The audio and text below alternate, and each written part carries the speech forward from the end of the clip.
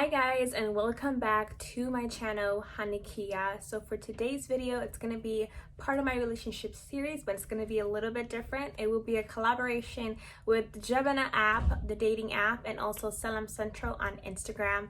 And today's topic is going to be dating while Habesha. So let's go ahead and get started.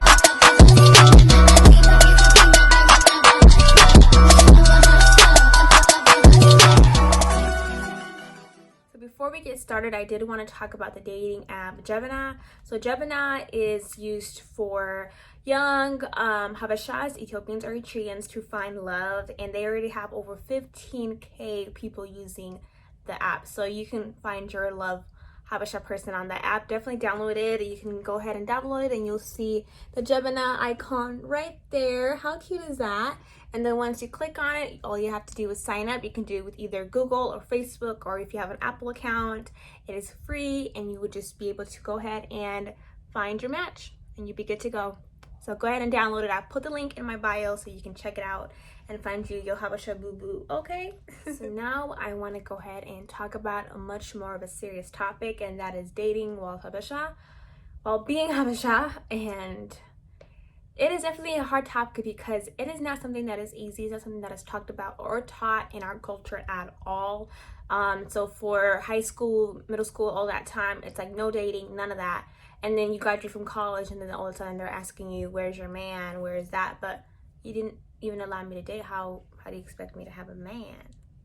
You know, like that complication is, that just makes it so difficult. So one thing about our culture that I've already noticed at being young Ethiopian woman is my parents did not allow me to date at all through high school, through college. And then now I am out of college, and it's like, you know, I can't wait for your wedding. I can't wait for that. It's like, like, what? This is weird. It's like so shocking for them even to mention that. It's like, what? Marriage?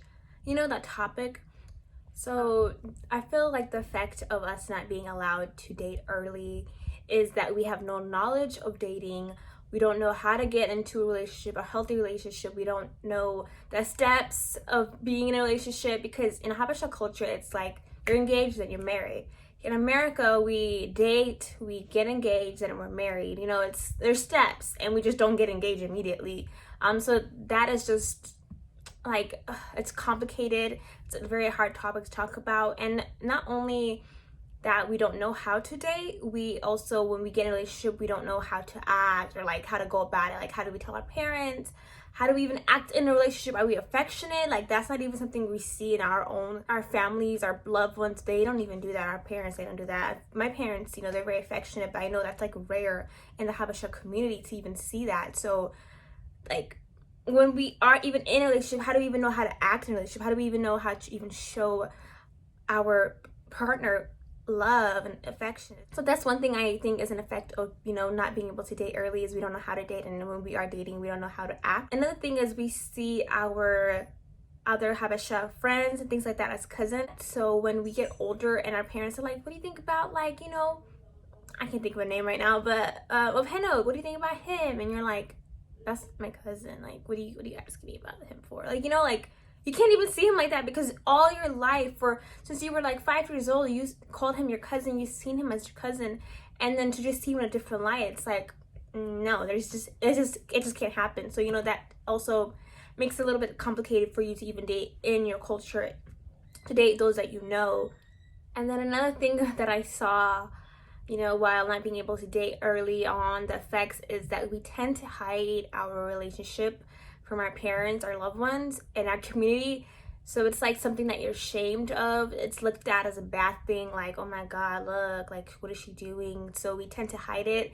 And then when we get older, when our parents or loved one are asking us, like, how is it going? Like, are you seeing anyone or anything like that? It's like such a weird conversation, and you're not open because all your life you've had these walls up. So it's like, I cannot open up to you now. Like, there's no way. You cannot expect me to all of a sudden be like, oh, you know, so there's just no way. So it does bring a wall, like a separation, when we're just not able to connect with our family and really express, you know, what's going on. And young Habesha people, that they do is they tend to hide it when they are dating young, because it's looked at as a bad thing and it's not accepted in our culture. Habeshas, we know, we immediately consider them our cousin. So it gets difficult when it's time to date, or you know, you're getting to that point in your life and you're like trying to look at them like that, and it's like, like, I've been calling you my cousin my whole life. There's just, you know, it's hard to switch it off. So there's good thing is that we can be around other Habeshas that we never seen or that we didn't grow up around, and things like soccer tournaments allow us that, church weddings, and also the app like Jebena allow us to be out around other Habeshas that we don't already see as our cousins, which also helps us in the dating world, because it is hard to date someone in your community that you already grew up with and you see as your cousin, but it's easier when you don't know them, you don't see them as your cousin, and you can see them in that light. It's hard to switch cousin light off and see them that way, but it's easier to just see them as nothing, and then for it to eventually grow into, you know, a romantic relationship. Also, it's hard to find other Habeshas like us.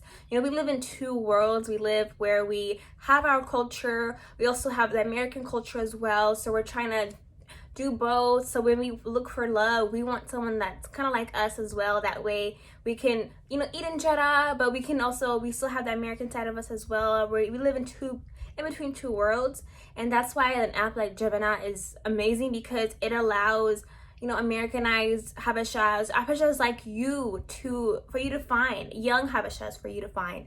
So you don't have to look at your cousins in that way. You can look for other Habeshas that is your type, that is what you like, for you to go ahead and, you know, have your life with. I know how hard it can be dating, you know, being first gen, and also being Habesha, but we can do it, and things like Javana make it so much easier, connects you to other Habeshas all over the world that you can have so much in common with. They're also first gen as well. Like I mentioned, they have over 15K people already on the app, so definitely go ahead and check it out. I'll put it in my bio, and let me know your thoughts in the comments below. Why do you think it's difficult to date while being Habesha? What do you think is the effect of it?